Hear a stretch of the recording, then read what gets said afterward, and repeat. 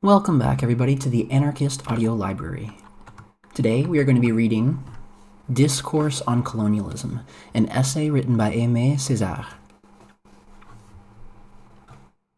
It begins. A civilization that proves incapable of solving the problems it creates is a decadent civilization. A civilization that chooses to close its eyes to its most crucial problems is a stricken civilization. A civilization that uses its principles for trickery and deceit is a dying civilization. The fact is that the so-called European civilization, quote-unquote Western civilization as it has been shaped by 2 centuries of bourgeoisie rule, is incapable of solving the 2 major problems to which its existence has given rise: the problem of the proletariat and the colonial problem, that Europe is unable to justify itself either before the bar of quote-unquote reason or before the bar of quote-unquote conscience, and that, increasingly, it takes refuge in a hypocrisy which is all the more odious because it is less and less likely to deceive. Europe is indefensible. Apparently, that is what the American strategists are whispering to each other. That, in itself, is not serious. What is serious is that, quote-unquote, Europe is morally, spiritually indefensible. And today the indictment is brought against it not by the European masses alone, but on a world scale by tens and tens of millions of men who, from the depths of slavery, set themselves up as judges. The colonialists may kill in Indochina, torture in Madagascar, imprison in Black Africa, crack down in the West Indies. Henceforth, the colonized know that they have an advantage over them. They know that their temporary, quote-unquote, masters are lying. Therefore, that their masters are weak. And since I have been asked to speak about colonization and civilization, let us go straight to the principal lie that is the source of all the others. Colonization and civilization?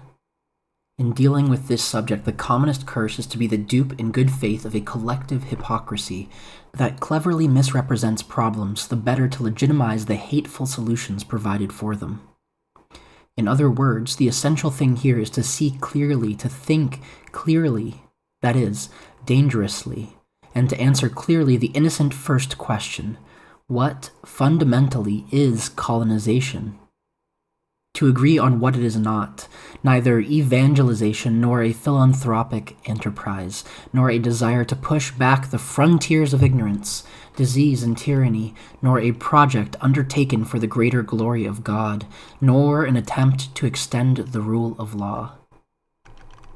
To admit once and for all without flinching at the consequences that the decisive actors here are the adventurer and the pirate, the wholesale grocer and the ship owner, the gold digger and the merchant, appetite and force, and behind them the baleful projected shadow of a form of civilization which, at a certain point in its history, finds itself obliged, for internal reasons, to extend to a world scale the competition of its antagonistic economies. Pursuing my analysis, I find that hypocrisy is of recent date, that neither Cortés discovering Mexico from the top of the great Teocalli, nor Pizarro before Cusco, much less Marco Polo before Cambuluc, claims that he is the harbinger of a superior order, that they kill, that they plunder, that they have helmets, lances, cupidities, that the slavering apologists came later. But the chief culprit in this domain is Christian pedantry, which laid down the dishonest equations of Christianity equals civilization and paganism equals savagery, from which there could not but ensue abominable colonialist and racist consequences, whose victims were to be the Indians, the yellow peoples, and the N-words. That being settled, I admit that it is a good thing to place different civilizations in contact with each other, that it is an excellent thing to blend different worlds, that, whatever its own particular genius may be, a civilization that withdraws into itself atrophies.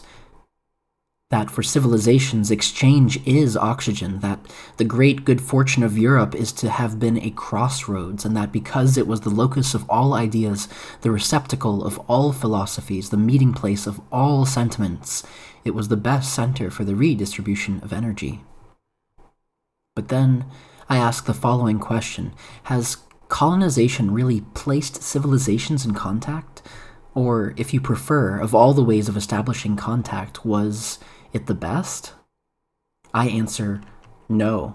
And I say that between colonization and civilization there is an infinite distance, that out of all the colonial expeditions that have been undertaken, out of all the colonial statutes that have been drawn up, out of all the memoranda that have been dispatched by all the ministries, there could not come a single human value.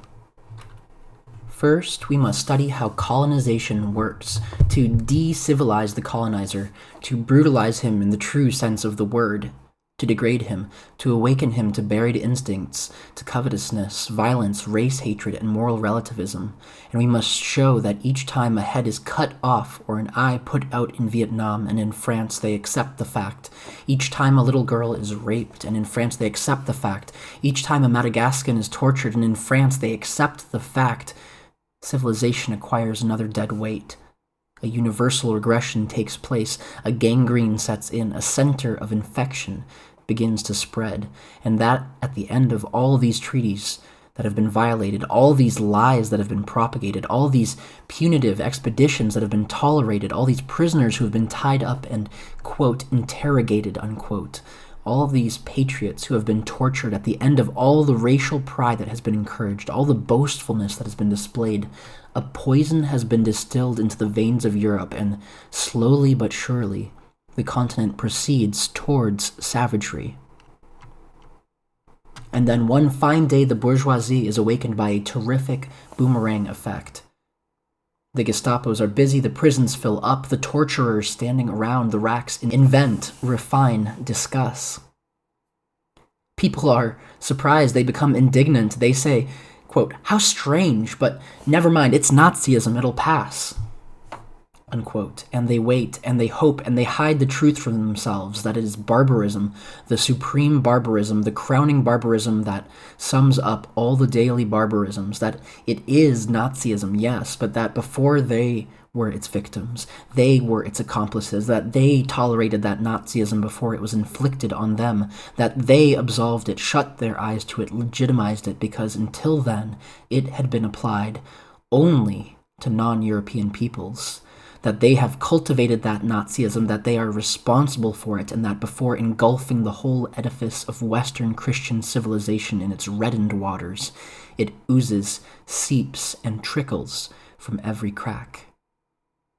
Yes, it would be worthwhile to study clinically, in detail, the steps taken by Hitler and Hitlerism and to reveal to the very distinguished, very humanistic, very Christian bourgeoisie of the 20th century that without his being aware of it, he has a Hitler inside him, that Hitler inhabits him, that Hitler is his demon, that if he rails against him, he is being inconsistent, and that at bottom what he cannot forgive Hitler for is not the crime in itself, the crime against man. It is not the humiliation of man as such. It is the crime against the white man, the humiliation of the white man, and the fact that he applied to Europe colonialist procedures which until then had been reserved exclusively for the Arabs of Algeria, the C-words of India and the N-words of Africa. And that is the great thing I hold against pseudo-humanism, that for too long it has diminished the rights of man, that its concept of those rights has been and still is narrow and fragmentary, incomplete and biased, and all things considered, sordidly racist. I have talked a good deal about Hitler because he deserves it. He makes it possible to see things on a large scale and to grasp the fact that capitalist society at its present stage is incapable of establishing a concept of the rights of all men, just as it has proved incapable of establishing a system of individual ethics. Whether one likes it or not, at the end of the blind alley that is Europe, I mean the Europe of Adenauer, Schumann, Bidault, and a few others, there is Hitler. At the end of capitalism, which is eager to outlive its day, there is Hitler. At the end of formal humanism and philosophic renunciation, there is Hitler. And this being so, I cannot help thinking of one of his statements. Quote, "We aspire not to equality but to domination. The country of a foreign race must become once again a country of serfs, of agricultural laborers or industrial workers. It is not a question of eliminating the inequalities among men, but of widening them and making them into a law." Unquote. That rings clear, haughty, and brutal, and plants us squarely in the middle of howling savagery. But let us come down a step. Who is speaking? I am ashamed to say it. It is the Western humanist, the quote-unquote idealist philosopher. That his name is Renan is an accident. That the passage is taken from a book entitled La Réforme intellectuelle et morale. That it was written in France just after a war which France had represented as a war of right against might tells us a great deal about bourgeoisie morals. The regeneration of the inferior or degenerate races by the superior races is part of the providential order of things for humanity. With us, the common man is nearly always a déclassé nobleman. His heavy hand is better suited to handling the sword than the menial tool. Rather than work, he chooses to fight. That is, he returns to his first estate. Regere imperio populus, that is our vocation. Pour forth this all-consuming activity onto countries which, like China, are crying aloud for foreign conquest. Turn the adventurers who disturb European society into a ver sacrum, a horde like those of the Franks, the Lombards, or the Normans, and every man will be in his right role. Nature has made a race of workers, the Chinese race, who have wonderful manual dexterity and almost no sense of honor. Govern them with justice, levying from them in return for the blessing of such a government. An ample allowance for the conquering race, and they will be satisfied. A race of tillers of the soil, the N-word, treat him with kindness and humanity, and all will be as it should. A race of masters and soldiers, the European race. Reduce this noble race to working in the ergastalum like N-words and Chinese, and they rebel. In Europe, every rebel is, more or less, a soldier who has missed his calling, a creature made for the heroic life, before whom you are setting a task that is contrary to his race, a poor worker too good a soldier. But the life at which our workers rebel would make a Chinese or a fella happy, as they are not military creatures in the least. Let each one do what he is made for, and all will be well. Hitler? Rosenberg? No, Renan. But let us come down one step further, and it is the long-winded politician. Who protests? No one, so far as I know, when M. Albert Sarraut, the former Governor-General of Indochina, holding forth to the students at the École Coloniale, teaches them that it would be puerile to object to the European colonial enterprises in the name of, quote, an alleged right to possess the land one occupies, and some sort of right to remain in fierce isolation, which would leave unutilized resources to lie forever idle in the hands of incompetence, unquote. And who is roused to indignation when a certain reverend bard assures us that if the goods of this world, quote, remained divided up indefinitely as they would be without colonization, they would answer neither the purposes of God nor the just demands of the human collectivity, unquote. Since, as his fellow Christian, the Reverend Muller, declares, quote, humanity cannot allow the incompetence, negligence, and laziness of the uncivilized peoples to leave idle indefinitely the wealth which God has confided to them, charging them to make it serve the good of all, unquote. No one. I mean, not one established writer, not one academic, not one preacher, not one crusader for the right and for religion, not one, quote, defender of the human person, unquote. And yet, through the mouths of the Sarrauts and the Bards, the Mullers and the Renans, through the mouths of all those who considered and consider it lawful to apply to non-European peoples, quote, a kind of expropriation for public purposes, unquote, for the benefit of nations that were stronger and better equipped, it was already Hitler speaking. What am I driving at? At this idea that no one colonizes innocently, that no one colonizes with impunity either, that a nation which colonizes, that a civilization which justifies colonization, and therefore force, is already a sick civilization, a civilization which is morally diseased, which irresistibly progressing from one consequence to another, one denial to another, calls for its Hitler, I mean, its punishment. Colonization, bridgehead in a campaign to civilize barbarism, from which there may emerge at any moment the negation of civilization, pure and simple. Elsewhere, I have cited at length a few incidents culled from the history of colonial expeditions.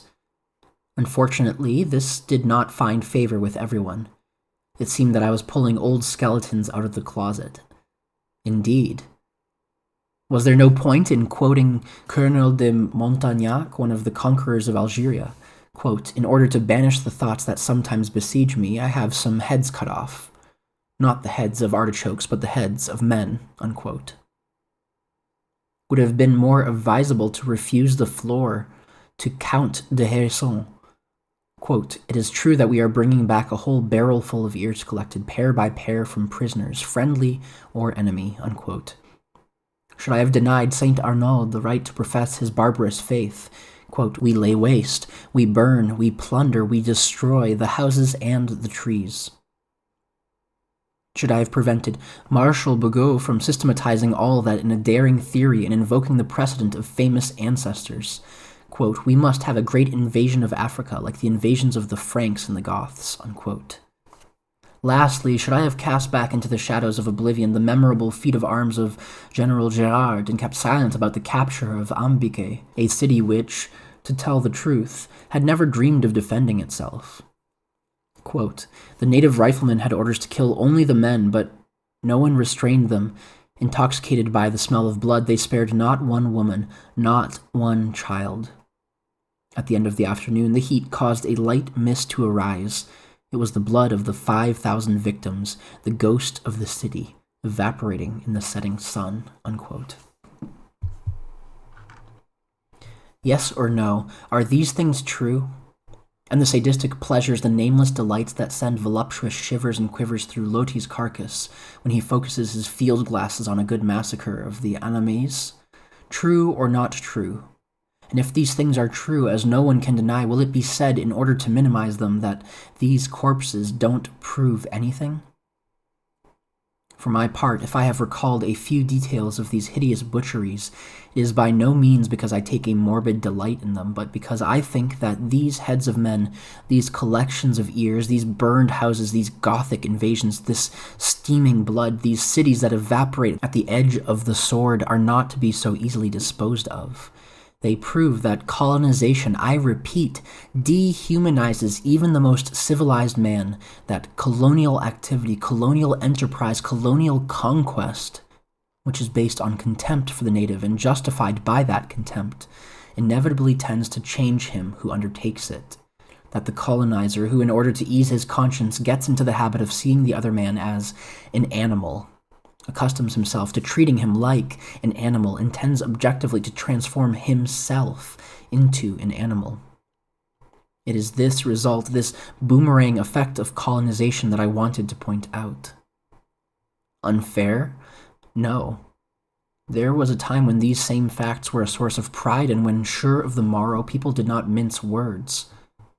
One last quotation.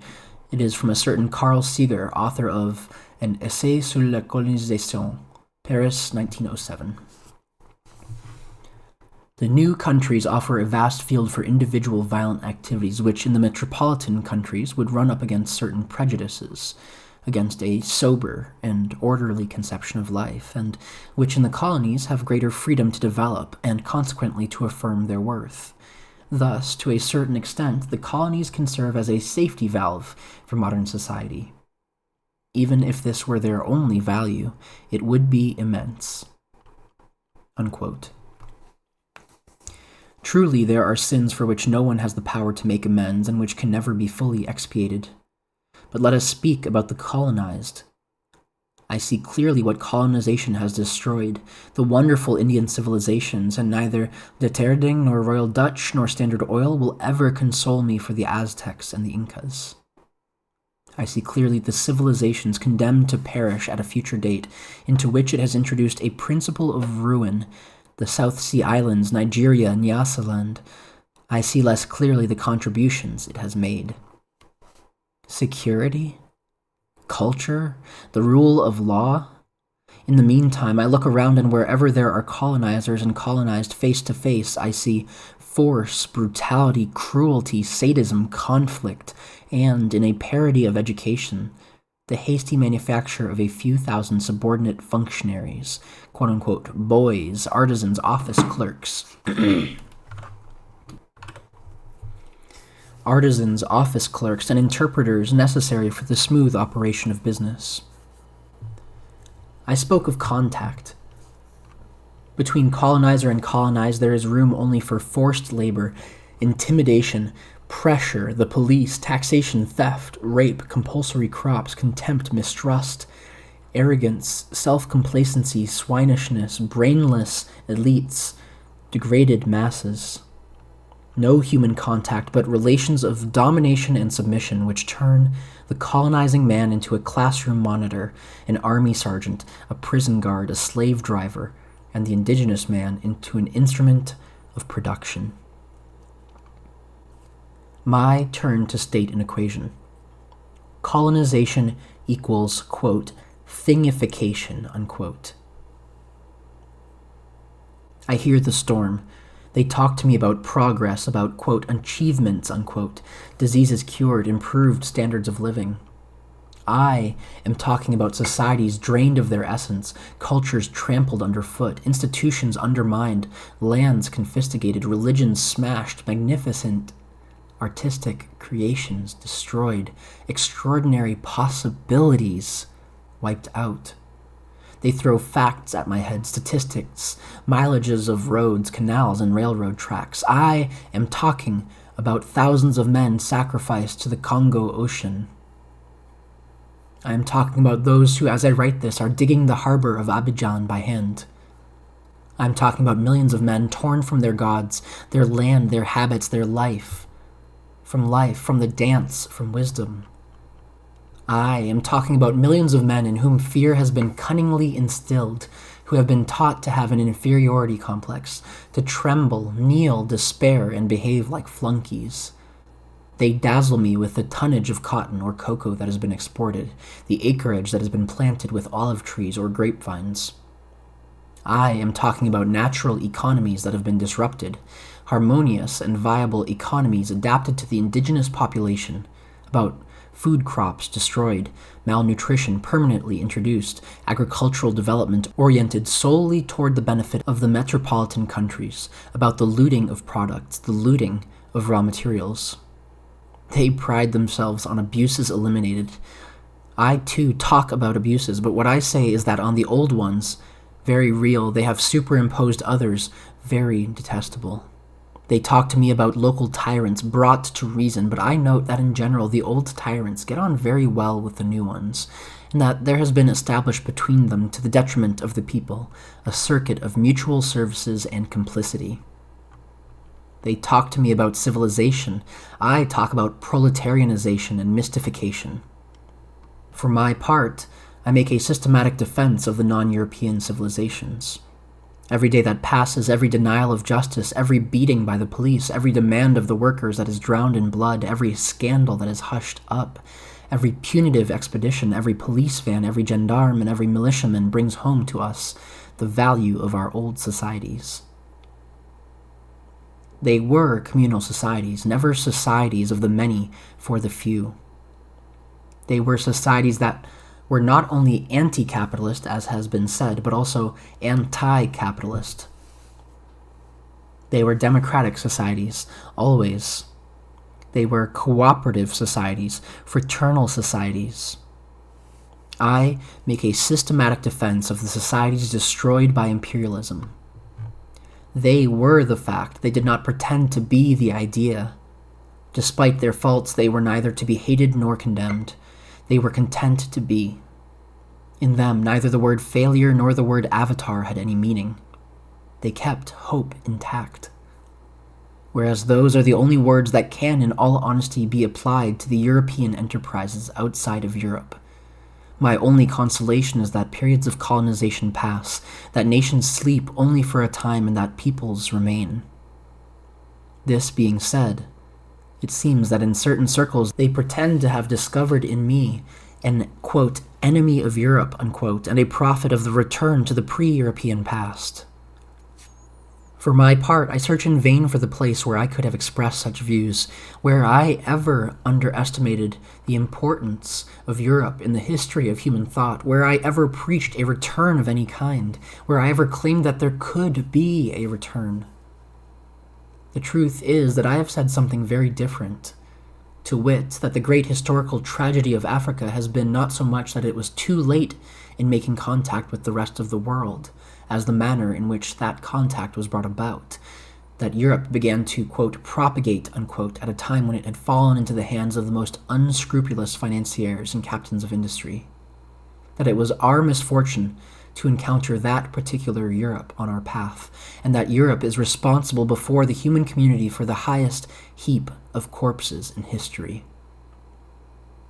In another connection, in judging colonization, I have added that Europe has gotten on very well indeed with all the local feudal lords who agreed to serve, woven a villainous complicity with them, rendered their tyranny more effective and more efficient, and that it has actually tended to prolong artificially the survival of local pasts in their most pernicious aspects. I have said, and this is something very different, that colonialist Europe has grafted modern abuse onto ancient injustice, hateful racism onto old inequality. That if I am attacked on the grounds of intent, I maintain that colonialist Europe is dishonest in trying to justify its colonizing activity a posteriori by the obvious material progress that has been achieved in certain fields under the colonial regime.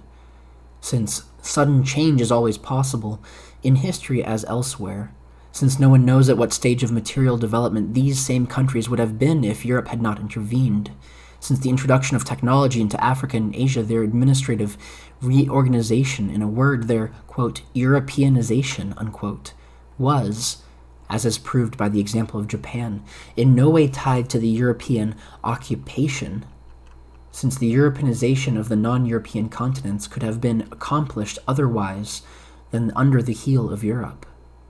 Since this movement of Europeanization was in progress, since it was even slowed down, since in any case it was distorted by the European takeover. The proof is that at present it is the indigenous peoples of Africa and Asia who are demanding schools, and colonialist Europe which refuses them. That is the African who is asking for ports and roads, and colonialist Europe which is niggardly on this score. That is the colonized man who wants to move forward, and the colonizer who holds things back. Alright, and we're going to stop here. There's about another 15 double pages, so about 30 pages left, and I think probably 2 more parts, but stay tuned and send this on to anybody who would enjoy it.